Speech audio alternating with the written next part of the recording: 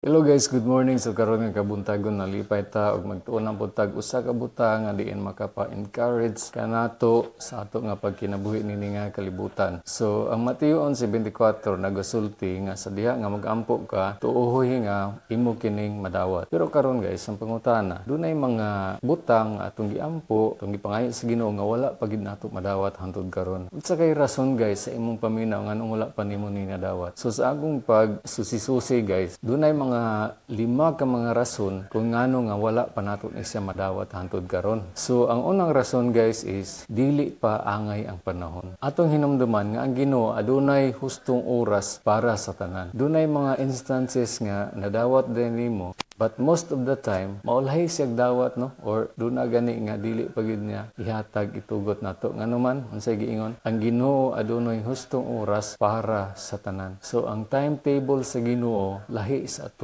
guys. So mo na nga tugyan lang ginato ngadto sa Ginoo tanan kay dili pa angay ang panahon. Tingali kinahanglan pa nga moabot ang angay nga panahon aron madawat nimo ang imong gipangayo. Kini nagpasabot nga kinahanglan ka pa maghulat og magpabilin nga magmatinumanon ngadto kaniya. So mo na guys, latulat lang ta guys. So dili dugay gikan karon kana imong gipangayo sa Ginoo iya ra nang gihatag diha kanimo. Ang ikaduha nga rason guys is ang Ginoo adunay mas maayo nga plano. Siguro naguna ka sa imong kaugalingon nga kanang imong plano maayo na siya. Pero hinumdumi nga ang Dios He sees our future. Dili man nato na makita. Ang Ginoo ray makakita na. So mo na nga aduna siya mas maayo nga plano para kanimo. Usahay ang atong mga pangandoy dili mao ang labing maayo para kanato. Ang Ginoo adunay mas taas nga pananaw ug mas maayo nga plano para sa atong kinabuhi. Busa tingali gihatagan ka og laing dalan nga mas maayo para nimo. So mo na nga according to the song, God will make a way when there seems to be no way. Siguro ang dalan nga ihatag sa Ginoo nimo lahi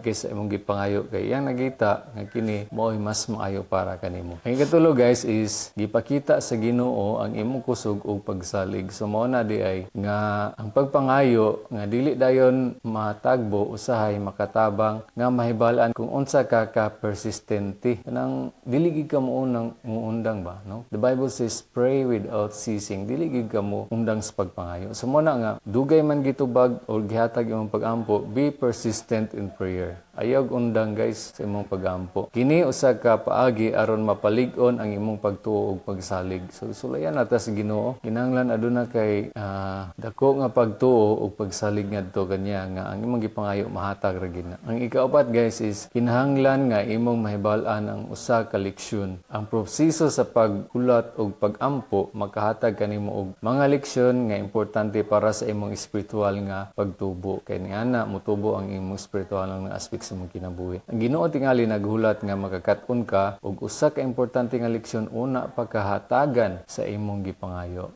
no? Naman ay mga leksyon gyud aron muuswag pod ang atong kinabuhi og diha dayon ihatag sa Ginoo ang imong gikinahanglan. Ang ikalima guys ug ang katapusan, ang imong gipangayo dili makaayo kanimo. So mao day na hinungdan nga wala gihatag sa Dios ang imong gipangayo karon kay dili na makaayo alang kanimo. Tingali ang imong gipangayo dili makaayo para sa imong kaugalingon, sa kinatibuk-an, sa kahimsog ug kalipay sa imong kinabuhi. Ang Ginoo nasayod sa tanan ug dili siya mopasalig og butang nga mahimo magdala og kadaot kanimo sa umaabot. So mo na nga maayo gid ang Dios, no? Dili man niya ihatag ang imong gikinahanglan. It could be material thing ra nya makita sa Ginoo nga kung ihatag na niya mawala na nung kas pag-alagad. So mo na gitagaan kag lain way nga panalangin aron nga ang imong pag-alagad masintro ra gyapon ngadto sa Ginoo. So inana ganindot ang atong Dios guys. Ang pagtuo ug pagsalig sa Dios nagkinahanglan og pag-antos ug paghulat. Ang importante mao nga magpadayon ka sa pagampo, pagsalig ug pagtuo. Ang Ginoo adunay plano ug angay nga panahon para sa tanan nga mga butang. So mo na guys, dili ta mag-rush, dili ta magdali-dali. Itong hulaton nga ang Dios mo'y mobuhat para sa tuwa. Kay mas maayo ang dagan sa tong kinabuhi guys kung mosunod ta sa giya sa Ginoo para sa tuwa. So salamat sa inyong pagtanaw guys. Hinaot pa nga doon na mo'y leksyon nga makuha nini. ug God bless to all.